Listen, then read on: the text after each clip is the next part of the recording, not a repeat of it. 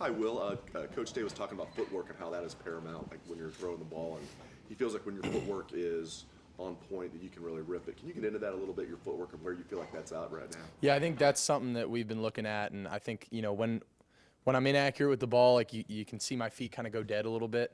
So we're just emphasizing this week of just keeping my feet alive, and whether that's changing up my drop a little bit on certain things, or just emphasizing keeping my feet alive in the pocket. You can kind of tell, like, sometimes when I take a 5-step drop, like my feet are just alive, and that's something we're looking at, and something I want to emphasize this week of just continuing to work on keeping my feet alive in the pocket, and no matter what the play is, whether it's a play action or a deeper drop or a shorter drop, whatever it is, just keeping my feet alive, not letting them go dead and go flat, and that's kind of when I get a little inaccurate with the ball. Deep right, Adam King, WBNS. Show me your hands again, those who need them. I know that a Heisman is an individual award. I know that you guys are focused on stuff that is so much bigger, but there's a lot of talk out there about your stats compared to other guys that are maybe towards the top of the Heisman odds. Do you think that you should be in that conversation? Do you think other guys on this team should be in that conversation? Man, I try not to think about that stuff, and I'm not worried about it. As long as we're winning football games, and the Buckeyes are scoring points, I'm happy.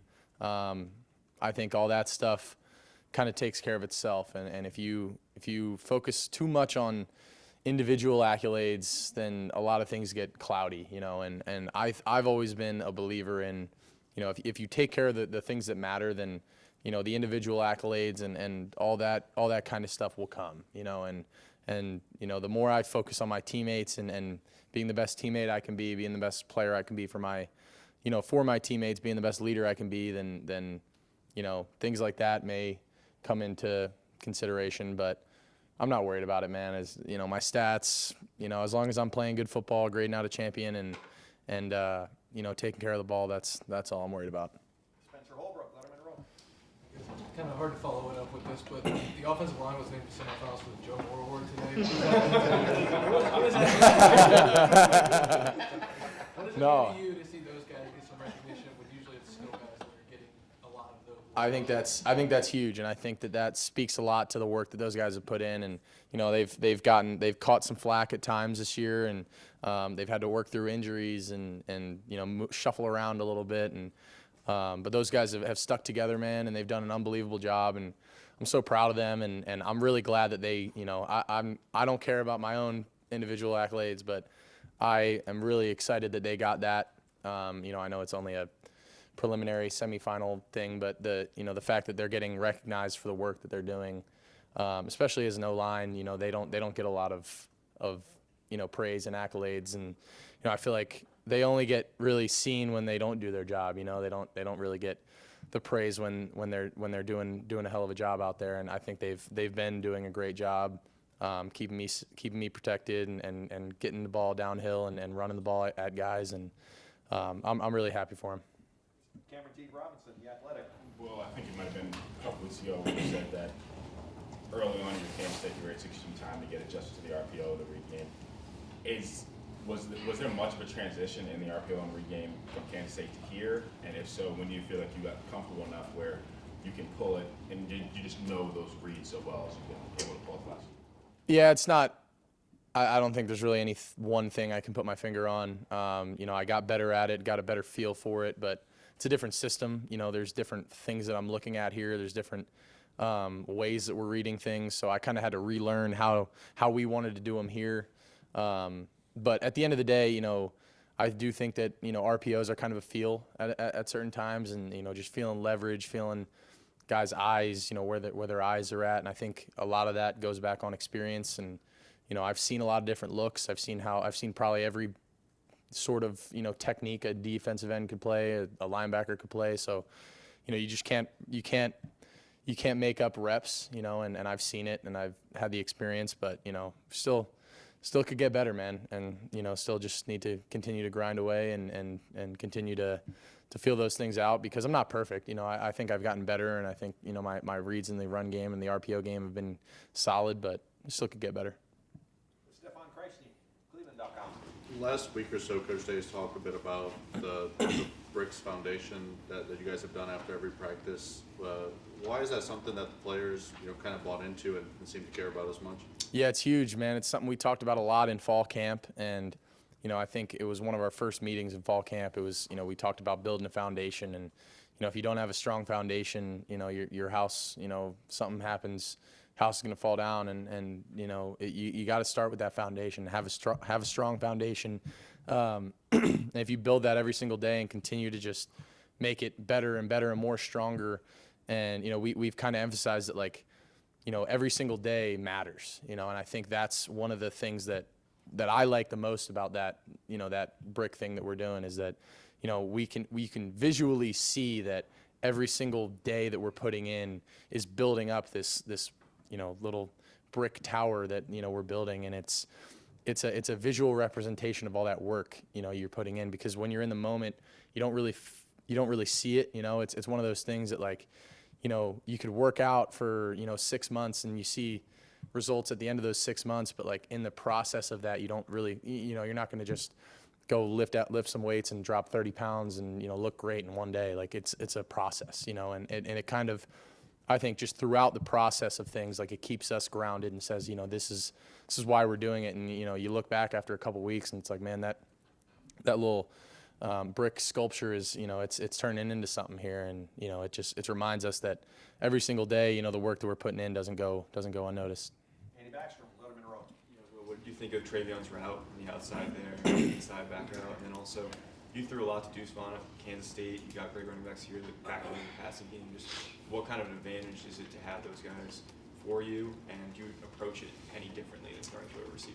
I mean, yeah, you got to approach it a little differently, but I think, Trey's been grinding away at that, man. We all week we were working on that route, and he was getting extra work with it after practice. And I remember going back to spring, throwing balls to him over the shoulder and him catching and working on his ball skills. And he wanted to make that, more of part of his game and catching the ball. And I think he runs great routes. I mean, he broke that guy off. You put a linebacker on Trey, that's disrespectful. That's unfair. Trey's going to run right away from him. And, I mean, you saw, I looked to the field, and I tried to look the safety off with my eyes. And, as soon as I looked over there, 31 just ran, because he thinks I'm going to mech on the inside fade route. But, that just shows you that, having that, ability to put the running back out in space and, make a guy miss like that, it gives us a lot of different, new options. And, when Trey is able to, win on a route like that and get open down the field, that I think it's great. It's a whole new facet for our offense. And I think him and Q both run really good routes and catch the ball well. So it's good. Tony Girdman, Buckeye Idol. Well, you came to Ohio State as a 59% career passer. You're at 74% right now. What would you attribute that to, the rise? I think a lot of it's coaching and the way that I've been, taught here. And something, Coach Kelly's emphasized with me since I got here, man, was just completions, and how many completions are out there on the field that, it's just easy, and just take them. I feel like a lot of times in my career at Kansas State, I was trying to force things in windows or I didn't really need to. There's checkdowns all over the field, man, and getting the ball to Trey or G or Q in the flats and letting them run for 6 to 12 yards. I mean, there's some plays on Saturday where, I may have missed mech down the middle running one, on one play, but, like I check it down to Q and we get 6 yards out of it. And it's like, oh, we're in 2nd and 4, it's like, that's still a pretty good position to be in. There's just completions all over the field. And that was something I really emphasized in preseason training camp, was, I was shooting for 80% completion percentage every single day. That was something that, me and Billy kind of got together on, and like, that was my goal. And, I only achieved it a couple times, and it's hard. But I think that helped me so much. And just like, completions are devastating to a defense, whether it's a completion for 0 yards or a completion for, 50, like, it doesn't matter. Just as long as you're getting the ball in your playmakers' hands. I mean, those defensive linemen are taught they got to run to the ball. They're getting tired. Like, anytime you can get a completion is a positive for the offense, and I'm trying to look at it more that way. And, I think the way that Coach Kelly's tried to kind of drill that into my mind is kind of changed my mindset on it a little bit, and it's helped me just be a lot more efficient in my passing game. Dan Hope, 11 Warriors. Will, lots of talk about you guys playing 6 straight noon games to end the regular season. What's your opinion on noon games? Do you like them, dislike them? I kind of like getting up and rolling, man. There's no thought. I think sitting around sometimes, I have no control over that. I don't really mind. I'm going to play whenever they tell us to play, and but there's something I kind of like about just getting up and going. There's less thinking involved. You kind of just get up. Sometimes when you're sitting around for those night games, you get a little, you're sitting in the hotel, and for me it's more just I just get antsy. I'm like, man, I just want to go. Like, I just want to go play this game. And I don't like sitting around all day, just waiting. So I think there's good, obviously, the fans, would it be cool to have a night game? Sure. But man, I'm not worried about it. And I'll play whenever they tell me to play, and, it's all good. You've had the opportunity to play at a lot of different stadiums. Just what's it like getting to go play in Wrigley Field as well? That'll be really cool. I've seen a game there one time. I think it was in like senior in high school. I went out there. I think it was actually at a camp at Northwestern. But that was a cool stadium, man. It'll be interesting to play football in there, but I'm excited, man. It's a historic, landmark, and in a really cool city. I'm looking forward to it. It'll be a cool opportunity. Bill Rabinowitz, Columbus Dispatch. I'm assuming that was a baseball game you saw, right? Yeah. How much confidence do you have in the left side of the offensive line now with Donovan and Carson than you did before whatever the game was, before the Penn State game? The level of confidence, how much has it grown?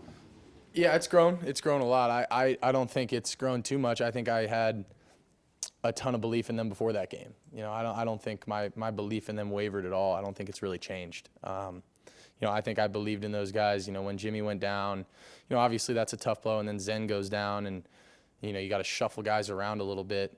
I think a lot of people around Buckeye Nation were concerned, and I really wasn't. I was kind of, I knew those guys would step up to the challenge, and I knew that they were ready for it. Carson's played a ton of football. I knew he was ready for the challenge, and he was fired up and excited. I could just see that look in their eye, man. They knew that they were going to go take care of business, and after the performances they put up the last 2 weeks, I'm not surprised. I'm so proud of those guys with how they've stepped into their new roles and done an amazing job. But I'm not surprised, and I think they have a lot more ahead of them, and I'm excited for them going forward. If I remember right, Donovan was one of the people you talked to before you came here. Is that right? Yeah. I think I talked to him.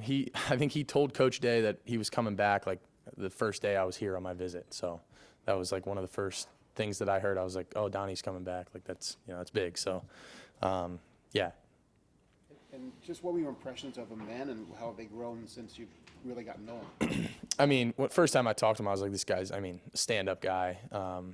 Reminded me a lot of my close friends at Kansas State, and I was really tight with a lot of our own linemen. And he's, I just from the moment I started talking to him, I was like, this guy gets it. He's a smart kid. He's really grounded. Just and passionate, and wants to be a Buckeye. He wanted to come back and be a part of this, and that was something I was like, man, like this is different. This team is special, and obviously he's a hell of a player, man, and he does great things on the field, but I think he's an even better guy off it. And final question, Stephen Means, Cleveland.com. On the footwork part of it, especially on the deep ball, how much did you maybe have to retrain or relearn some things when you first got here on some of that stuff, especially when executing deep throws? A little bit. No, I don't know. It's kind of hard to like put any gauge on that. That's not really something that I really thought about a ton of. Throwing deep balls is throwing deep balls, and you either you hit them or you don't. I underthrew the one to Carnell this weekend. I think sometimes I just try to get a little too cute with it and try and place it. But when I do hit them, it's like I just let it rip. And I think that's the biggest thing for me is just not trying to place the ball and just letting these guys run under it, because we have unbelievable team speed out there. And when I get my feet moving and I don't let them go dead. As long as they're active and alive back there, and I just let it rip and let them run under it, that's when we have success. And I just need to continue to rep that and do that and see that in practice. And I think we're getting better at it. I need to be better at it overall for those guys, because we got some stuff down the field, and we're going to be able to hit down here down the stretch of the season. Will, thank you very much. Thank you guys. Go Bucks.